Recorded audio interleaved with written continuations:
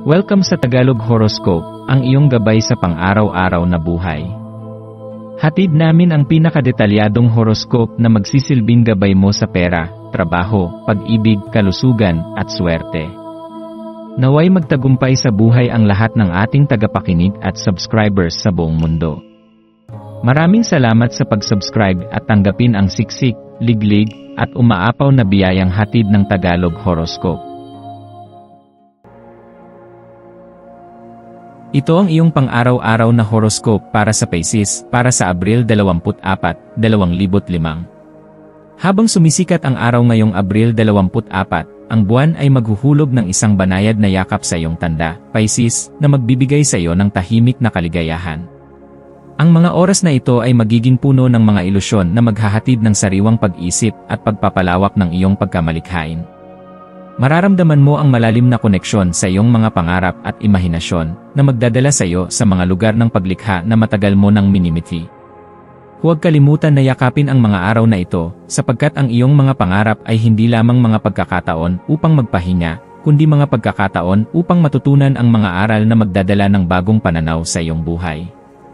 Ang iyong kaluluwa ay magiging mas maligaya sa tuwing bibigyan mo ng pansin ang mga maliliit na bagay na magbubukas sa iyo ng mga bagong pinto patungo sa mas magaan at mas maliwanag na kinabukasan.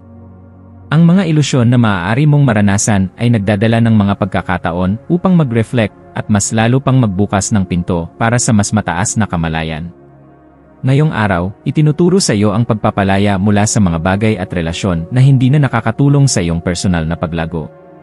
Marahil ay may mga routine at relasyon sa iyong buhay na nagsimula ng magdulot ng pagkapagod at hindi na nakakapagbigay ng kagalakan. Habang binabaybay mo ang landas na ito, maglaan ng oras upang mag-isip at tanungin ang iyong sarili kung ang mga bagay na ito ay talagang nagdudulot ng halaga sa iyong buhay. Ang pagpapalaya sa iyong sarili mula sa mga bagay na hindi na naglilingkod sa iyong mas mataas na layunin ay magdadala sa iyo ng mas malalim na kalayaan at kagalakan. Maaaring mahirap itong gawin, ngunit ang hakbang na ito ay magpapahintulot sa iyo na magbigay ng puwang para sa mga bagong pagkakataon, mga koneksyon, at mas magagandang bagay sa iyong buhay. Ipinapakita ng araw na ito ang mahalaga ng pagtanggap sa mga pagbabago at pagbabalik loob sa mga bagong pagsisimula na magdadala ng mas positibong enerhiya sa iyong araw-araw. Sa iyong pagmumuni-muni, mahalagang pansinin ang mga pagkakataon kung saan naramdaman mong nahihiya o pinahiya. Habang maaaring mahirap tanggapin ang mga ganitong karanasan, napakahalaga na maglaan ng oras upang mag-reflect sa mga aral na hatid nito. Minsan, ang pakiramdam ng kahihiyan ay nagiging dahilan ng pagkakaroon ng takot sa mga susunod na hakbang, ngunit sa pamamagitan ng pagproseso ng mga emosyon na ito, mapapalakas mo ang iyong sarili at makakahanap ng kapayapaan sa mga bagay na minsan ay nagpapabigat sa iyong puso. Ang mga hindi ka nais-nais na karanasan ay bahagi ng iyong paglago, at sa bawat hakbang ng pag-aalaga sa iyong sarili, makikita mo kung paano ang mga ito ay nagiging bahagi ng iyong pagbuo ng isang mas matibay at mas maligaya na pagkatao. Ibigay ang iyong sarili ng panahon upang maghilom at magpatuloy sa landas ng self-love at acceptance na magbibigay sa iyo ng lakas upang magpatuloy sa iyong buhay ng mas may kapayapaan at kalinawan. Ngayong araw, maglaan ka ng oras upang mag-isip at sumalamin sa iyong mga pangarap at hangarin. Sa lahat ng mga routine at istruktura na dati mong kinikilala, nag-aalok ang araw na ito ng pagkakataon upang magbukas ng mga bagong pananaw at maghanap ng mas makulay na posibilidad. Huwag matakot na sumubok ng mga bagong bagay, maging sa iyong trabaho, relasyon, o personal na proyekto. Ang enerhiya sa paligid mo ay mainam para sa pagpapalawak ng iyong imahinasyon at ideya. Ang mga pagnanasa na matagal mo nang pinapalaki sa iyong isipan ay may magandang pagkakataon ngayong araw na maisakatuparan. Magtiwala sa iyong intuisyon upang matulungan kang magpasya sa mga hakbang na tatahakin mo. Sa bawat hakbang na gagawin mo, ang iyong mga pangarap ay magiging mas malapit sa realidad. Sa pamamagitan ng mga pagkakataon na magdadala ng bagong inspirasyon at bagong pananaw, magiging mas magaan sa iyo ang pagtahak sa iyong landas patungo sa mas maganda at mas matagumpay na kinabukasan. Laging tandaan na ang iyong imahinasyon at intuisyon ay mga mahalagang gabay na magtuturo sa iyo ng mga tamang hakbang. Ang maswerteng kulay para sa iyo ngayong araw ay ang lila, na simbolo ng espiritual na pag-unawa at kaginhawaan sa kaluluwa. Ang lila ay makakatulong sa iyong mga pagninilay at magsisilbing paalala na magtiwala ka sa iyong mas mataas na pagkatao. Ang maswerteng numero para sa iyo ay 3 at 8. Ang 3 ay nagsasaad ng pagkakaisa, kasiyahan, at paglago, samantalang ang 8 ay nagdadala ng swerte sa material na aspeto at karera. Ang mga numerong ito ay magdadala ng swerte at tagumpay sa iyong mga desisyon at layunin.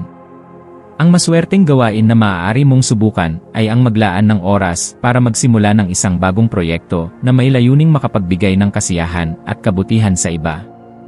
Ang iyong mga hakbang patungo sa mga layunin na nais mong matupad ay magiging matagumpay kung magsisimula ka ngayon at magsanib puwersa ng iyong lakas at inspirasyon upang matupad ang iyong mga pangarap. Sa pagtatapos ng araw, mahalaga na mag-reflect ka sa mga hakbang na iyong tinahak at mga aral na iyong natutunan. Huwag kalimutan na ang bawat hakbang ay may kaugnayan sa iyong personal na paglago at ang iyong kaligayahan. Sa bawat hakbang ng iyong buhay, tandaan na ang iyong mga pangarap at layunin ay nararapat sa iyong pagtutok at pag-aalaga. Magpatuloy na magtiwala sa iyong sarili, sa iyong intuisyon, at sa iyong kakayahan upang magtagumpay. Sa pamamagitan ng pagiging bukas sa mga bagong posibilidad at pagtanggap sa mga pagbabago, makakamtan mo ang iyong mga pinakamimithing layunin.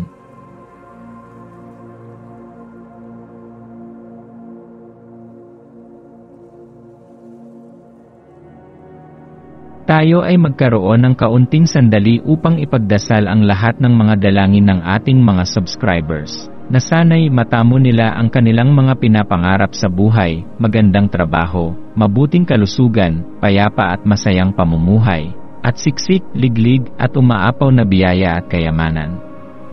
Ipinagdarasal namin ng mataimtim ang lahat ng mga komento sa nakaraang video, at hinihiling namin, Panginoon, na pagpalain mo ang ating mga subscribers ng masayang buhay sa mundong ibabaw. Maraming salamat po. Maaari kayong mag-subscribe sa aming channel na Daily Prayer, kung saan nag-a-upload kami ng pang-araw-araw na Catholic Gospel readings, reflections, at daily rosary reading para sa lahat ng misteryo ng araw.